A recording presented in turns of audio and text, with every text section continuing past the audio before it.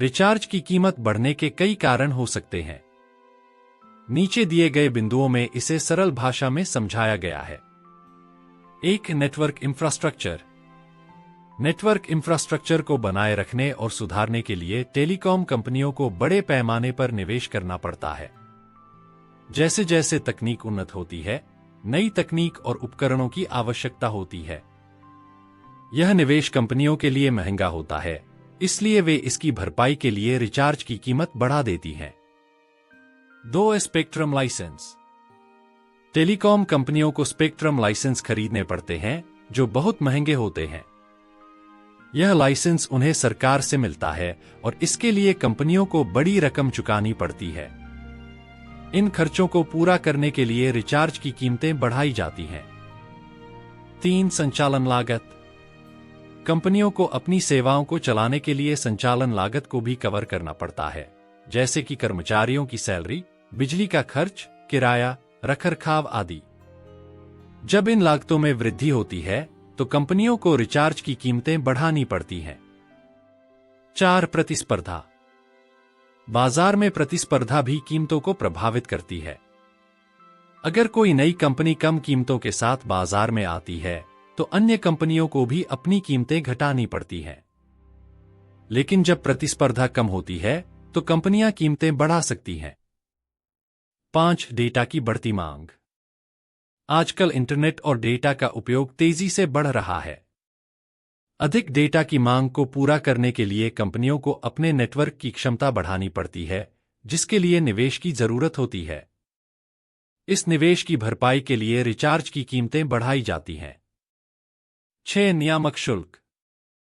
सरकार द्वारा लगाए गए विभिन्न शुल्क और कर भी रिचार्ज की कीमत को प्रभावित करते हैं, जैसे कि सेवा कर, जीएसटी, लाइसेंस शुल्क आदि।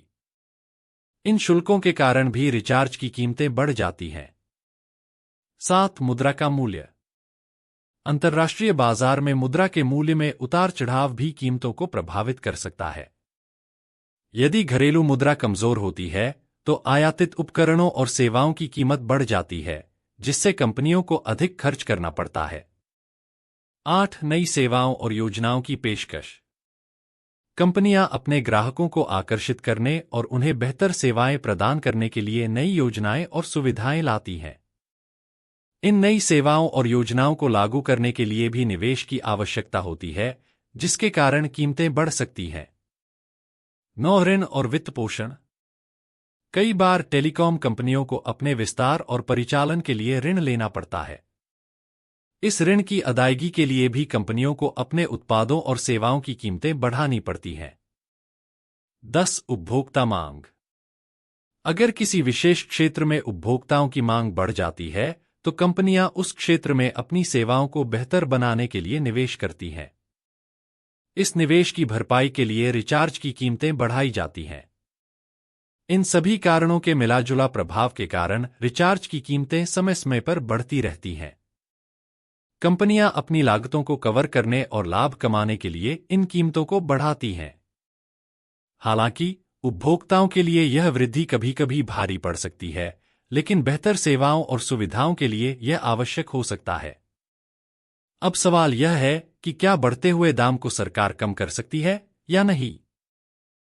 सरकार रिचार्ज की कीमतों को सीधा कम या रोक नहीं सकती, क्योंकि ये कीमतें कई कारणों पर निर्भर करती हैं। निजी कंपनियों का नियंत्रण। टेलीकॉम सेक्टर में ज्यादातर सेवाएं निजी कंपनियों द्वारा प्रदान की जाती हैं। ये कंपनियां अपनी सेवाओं के लिए कीमतें तय करती हैं ताकि वे मुनाफा कमा सकें और अपने खर्चों को कवर कर सकें। प्रतिस्पर्धा। बाजार में प्रतिस्पर्धा होती है। कंपनियां अपने ग्राहकों को आकर्षित करने के लिए अपनी सेवाओं के लिए कीमतें तय करती हैं। यदि एक कंपनी कीमत बढ़ाती है तो दूसरी कंपनियां भी अपनी कीमतें बढ़ा सकती हैं या कम कर सकती हैं। उच्च निवेश और खर्चे। टेलीकॉम इंफ्रास्ट्रक्चर को स्थापित करने, मेंटेन करने और नई तकनीकों को लाने के लिए भारी निवेश की आवश्यकता होती है।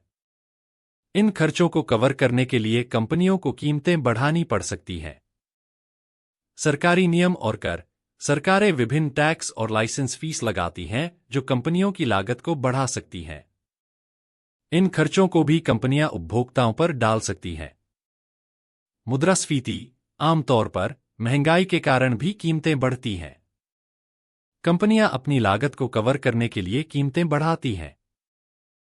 सरकार केवल कुछ हद तक ही हस्तक्षेप कर सकती है, जैसे कि प्रतिस्पर्धा को बढ़ावा देना, टैक्स में छूट देना या अन्य नीतिगत बदलाव करना। लेकिन कुल मिलाकर कीमतें बाजार के हालात और निजी कंपनियों के निर्णयों पर निर्भर करती हैं।